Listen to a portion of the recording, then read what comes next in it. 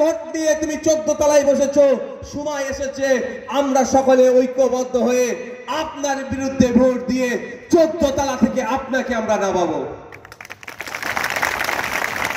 কি প্রস্তুত আছেন তো নাকি? হযরত মুহাম্মদ সাল্লাল্লাহু আলাইহি সাল্লামের সম্পর্কে বাজে মন্তব্য করলো, মুখ্যমন্ত্রীর কাজ ছিল তো ওর বিরুদ্ধে একটা কেস করা। কেস হয়েছিল, আপনারা জানেন হয়তো, ভুলে গেছে নাকি? বরানগর বিধাননগর পুলিশ কমিশনারেটের আন্ডারে একটা কেস হয়েছিল, আপনাদের মনে আছে? মুখ্যমন্ত্রীর মনের জ্বালা যেটা ছিল মুখ ফসকে বলেনি, জ্বালার ক্ষোভের বহিঃপ্রকাশ করে দিয়েছিল কি 14 তলা থেকে তিনি বলেছিলেন, অর্থাৎ নবান্ন থেকে তিনি বলেছিলেন দিল্লিতে গিয়ে প্রতিবাদ করুন। এটা নিয়ে মুসলিম সমাজে রেড়ে করে উঠেছিল, আলোচনা সমালোচনা হয়েছিল, মুসলিম ধর্মপ্রাণ মানুষদের মনে ক্ষোভের সঞ্চয় হয়েছিল। ফলে তিনি কি করলেন, আমাদের সাথে একটা নাটক হয়েছিল। নাটকটা কি ছিল?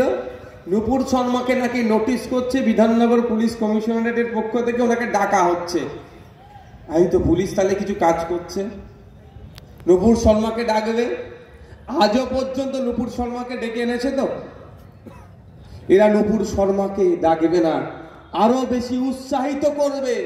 এই ধরনের নূপুর শর্মারা যারা আছে যত বেশি গাল দেবে, ওদেরকে দিয়ে কামড়াবে, আর তৃণমূল এসে সেখানে মলম লাগানোর জন্য এরা ডাকবে না।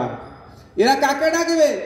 যারা নারীকে প্রতিষ্ঠা করার জন্য লড়াই করছে, যারা অধিকারের কথা বলছে, দলিত অধিকারের নিয়ে আন্দোলন করছে, মতুয়া ভাইদের কথা বলছে, হরিচাঁদ গুরুচাঁদ ঠাকুরের নামকে নিয়ে যারা খারাপভাবে নামকে ব্যবহার করেছে তাদের বিরুদ্ধে বলছে, ওয়াকফ প্রপার্টি উদ্ধারের আন্দোলনে যারা আছে, দেবত্ব সম্পত্তি যেটা হস্তান্তর যোগ্য নয়, এই সরকারের আমলে বিক্রি হয়ে যাচ্ছে, এর বিরোধী যারা করছে, রিফিউজি ল্যান্ড এই সরকারের আমলে বিক্রি হয়ে যাচ্ছে, এর বিরোধী যারা করছে, মমতা ব্যানার্জির পুলিশকে দিয়ে তাদেরকে ডেকে বারবার ডিস্টার্ব করবে।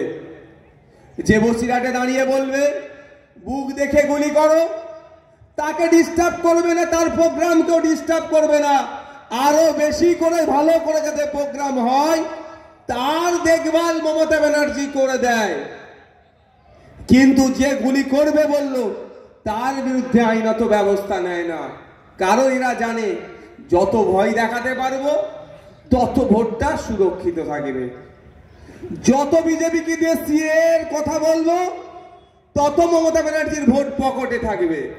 তাই এরা কোনোদিনের জন্য ওদেরকে নোটিশ করে ডাকবে না। কিন্তু কি হবে, নওশাদ সিদ্দিকীর গাড়িতে অন্য একজনের গাড়ি এসে চেপে অ্যাক্সিডেন্ট করে বিপদ ঘটাতে পারত।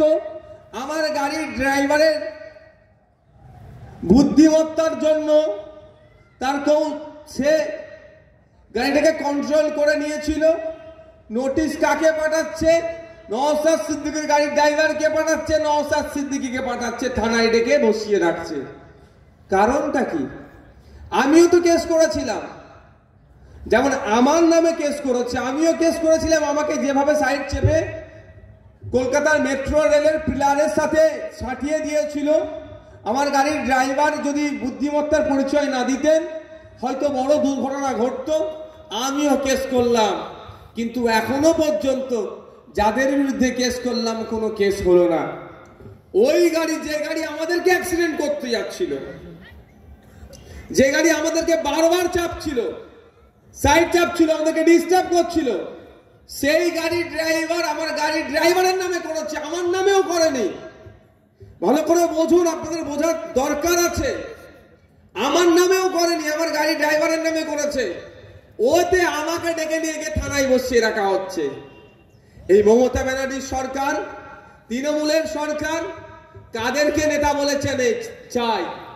এরা কোনোদিন সংখ্যালঘু শুধু নয়, দলিত আদিবাসী সহ পিছিয়ে বর্গের যারা আছে, শিক্ষিত ছেলে, আমি নিজেকে শিক্ষিত বলছি না, সামাজিক ছেলে যারা মানুষের কথা বলবে, তারা যদি ওঠে তাদেরকে এরা প্রশ্রয় দেয় না, সবসময় তাদেরকে ডিস্টার্ব করে, তাদেরকে বিভিন্নভাবে হ্যারাস করে তাদেরকে বসিয়ে দিতে চায়।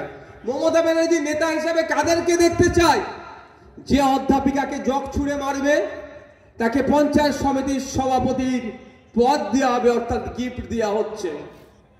যে গণতন্ত্রকে হত্যা করবে, যাকে ন্যাশনাল হিউম্যান রাইটস কমিশন বলছে নোটোরিয়াস ক্রিমিনাল, তাকে রাজ্যের একটা বড় পদে বসিয়ে দেবে। যে ইডির মাথা ফাটাবে, সিআরপিএফ কে তারা কাটাবে, তাকে মমতা ব্যানার্জি বীর বলে আখ্যায়িত করছেন বা তার দল। বিভিন্ন সময় বিভিন্নভাবে শব্দের চয়নের ক্ষেত্রে এমন করছে তারা যেন বীর। যে গরু চুরি করেছে, গরু পাচার করেছে, কয়লা চুরি করেছে, বালি চুরি করেছে, চাকরি বিক্রি করেছে, এই তৃণমূল কংগ্রেসের নজরে তারা বীর।